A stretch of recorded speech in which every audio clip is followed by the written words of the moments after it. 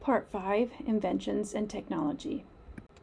Joy RIdderhoff was amazed by the new invention she had received just in time for her trip into the rainforest. If this technology worked, she would be able to more quickly and easily make even more gospel recordings. Joy took the new device with her into the rainforest and was thrilled to see that it did work.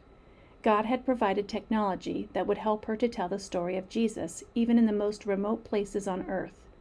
Joy praised God for this new invention and used it to help make gospel recordings in 92 different languages in the Philippines. But one day, as Joy was getting ready to record a new language, the device broke. Now what would she do? She didn't have any way to fix it.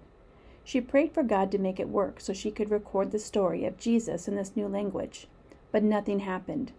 After 2 weeks, Joy had to leave without getting to record the new language. Joy wondered what God was doing, and she was disappointed.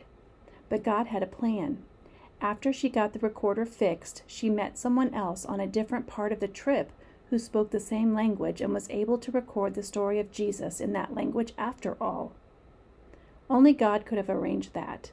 Joy learned that God doesn't do things the same way every time, but in all things He is good, kind, and loving.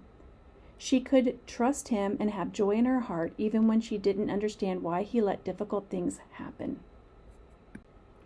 By this time, Gospel Recordings was sending free records and gramophones all around the world to people who had never heard the story of Jesus. The work was growing, and Joy realized she couldn't be the only one to get recordings. They needed field recordists, people who would travel to different places around the world to record new languages. Joy asked God to send people who would do that. God answered. These new field recordists took the technology and the techniques Joy had helped develop and began traveling to different parts of the world, making even more gospel recordings. One of these field recordists went to the village where missionaries had already been working for over 6 years.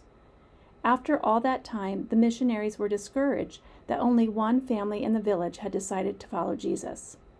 The field recordists helped them make a gospel record in the language of the village, and soon hundreds of people had listened to the recording and decided to follow Jesus.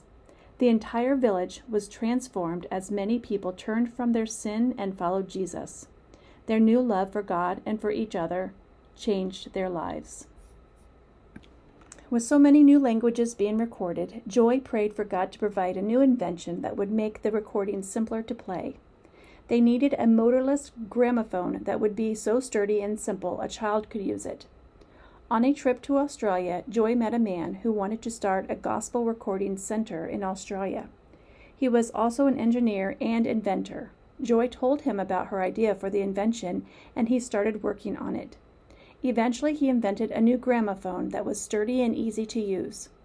10 years later, an even simpler record player was invented that was just 3 pieces of cardboard and a needle to play the disc. It was called a card talk. Gospel Recordings didn't invent this device, but Joy and her team used their creativity and skills to develop and simplify this invention so they could manufacture and use them to tell the story of Jesus to millions of people. Joy even gave one of these devices to her uncle, who was an engineer. He had always resisted when she told him about Jesus, but he was fascinated by the tiny machine and watched as it played the record with the story of Jesus over and over. As he listened, his heart changed, and he also believed in Jesus as his Savior from his sin. God was using Joy's work to change hearts and lives around the world. What would God do next?